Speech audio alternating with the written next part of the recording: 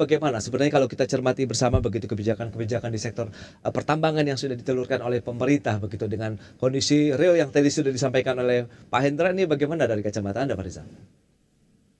Ya, kalau menurut kami bahwa memang kalau kita melihat saat ini itu Hmm, pemerintah lagi membutuhkan dana yang besar untuk menjalankan program-program yang sudah direncanakan. oke. Nah, salah satu sumber dana yang bisa diharapkan adalah dari sektor mineral dan batu bara atau dari Kementerian SDM karena memang eh, besar apa namanya kapasitas ekspornya masih cukup lumayan. Nah, tetapi hal ini juga harus disikapi bahwa tidak serta merta bahwa pemerintah bisa langsung mengambil kebijakan, misalnya seperti untuk memberlakukan biaya keluar, karena seperti yang dijelaskan Pak Hendra tadi, bahwa memang saat ini kondisinya belum memungkinkan, di mana harga turun, kemudian ekspor juga menurun di tengah gejolak apa namanya geopolitik global saat ini. Nah, ini yang harus diperhatikan dan memang sebaiknya pemerintah mengajak diskusi terlebih dahulu dengan pelaku usaha. Iya, tapi kalau kita lihat apakah cukup ideal begitu untuk menyikapi kondisi real yang ada dalam artian penyesuaian-penyesuaian juga sudah dilakukankah oleh pemerintah sendiri menurut pandangan Anda, Pak Rizal? Kalau pemerintah selama ini sih sudah cukup bagus dalam membuat kebijakan. Oke, Namun yang kita harapkan adalah kebijakan nanti yang akan diberlakukan itu tidak kontraproduktif untuk usaha di sektor pertambangan. baik. Misalnya, misalnya dengan menerapkan bea keluar. Karena Pak Hendra tadi sudah menjelaskan bahwa Iya. beberapa beban yang sudah diberlakukan itu sudah cukup memberatkan sektor pertambangan di tengah gejolak harga yang menurun saat ini. Baik, lantas Pak Hendra, kalau kita cermati dengan kondisi yang ada tadi pemerintah dan DPR sudah sepakat untuk ada pengenaan bea keluar batu bara. Ini review dari pelaku industri pertambangan dan Anda melihat sendiri seperti apa untuk IMA? Nah, ini menarik ya. Kita tadi sampaikan oleh Pak Rijal ya, kami Ya, memahami, para pelaku usaha memahami negara sangat membutuhkan tambahan penerimaan negara. Kita lihat oke. shortfall dari pajak, kemudian juga harga komoditas kurang. Jadi penerimaan negara sekarang lagi terkendala. Dan pemerintah mau nggak mau mengharapkan sektor yang masih produktif, ya, antara lain mineral dan batu bara. Namun kalau kita perhatikan ya, bea keluar ini eh, di undang-undangnya ada PP nomor 55 2008 ya tentang bea keluar. Nah, kalau kita lihat ada empat ya, ada empat tujuan dari pengenaan bea keluar ya. Jadi kita harus perhatikan justifikasi yang diberikan oleh pemerintah ini masih perlu didiskusikan oleh pelaku usaha. Kalau kita lihat pertama ya untuk bea keluar itu adalah untuk menjaga kestabilan harga ya salah satu dari tujuan bea keluar. Nah, kalau kita lihat kestabilan harga, harga sangat volatile dan Indonesia meskipun eksportir terbesar tidak bisa mengendalikan harga ya. Itu harga masih buyers market terutama pembeli di Tiongkok ya paling utama dan juga India dan negara-negara lain. Jadi argumen tersebut rasanya kurang tepat. Kemudian untuk mengontrol, mengendalikan produksi yang berlebihan ya, ini Oke. juga rasanya kurang tepat karena produksi kita, cadangan kita masih cukup panjang, relatif panjang ya dengan data saat ini 30 miliar ton cadangan, paling kurang kita masih memiliki 50 tahun lagi, apalagi jika sumber daya kita yang 90 miliar bisa dikonversi menjadi cadangan, kita punya masih ratusan tahun untuk kepentingan dalam negeri sendiri. Jadi argumen tersebut kurang tepat. Kemudian untuk apa namanya untuk pengolahan dalam negeri ini juga yang masih belum visible ya teknologinya dan masih menjadi pembahasan perusahaan dan juga pelaku usaha dan juga argumen terakhir adalah untuk mendukung industri dalam negeri. Nah, ini juga yang tentu saja ekspor kita konsumsi dalam negeri masih 25% ya selama 10 tahun terakhir ini tidak meningkat dari 25%, bahkan paling tinggi bisa 26-27%, sehingga argumen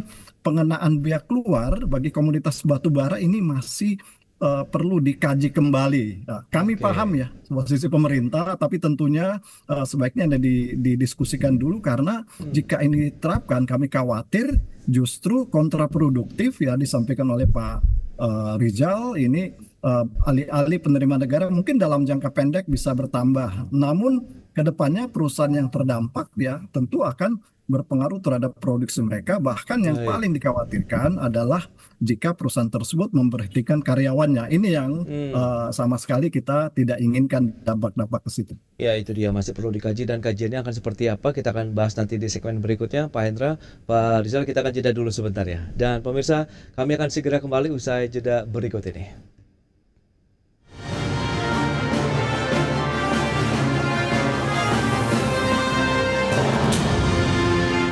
Ya, Anda masih menyaksikan Market Review, pemirsa, dan berikut ini kembali kami sampaikan data untuk Anda terkait dengan volume ekspor batu bara Indonesia. Kita akan cermati trennya seperti apa, seperti yang bisa Anda saksikan juga di layar televisi Anda.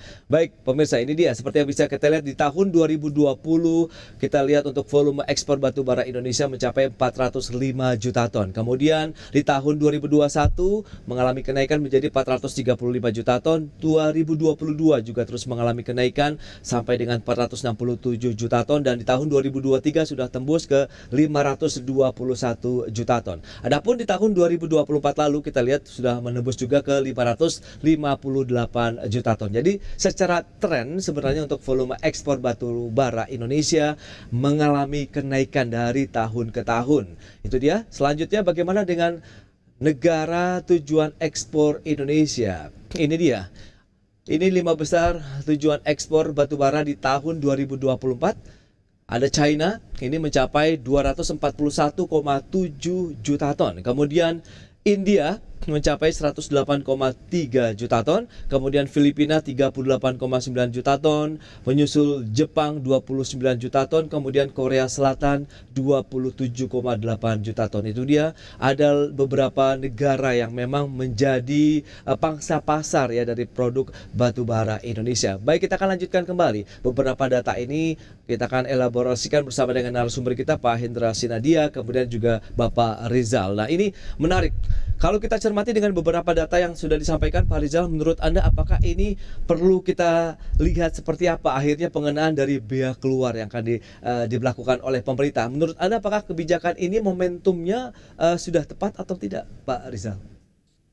Kalau menurut kami bahwa kebijakan ini momentumnya ini belum tepat.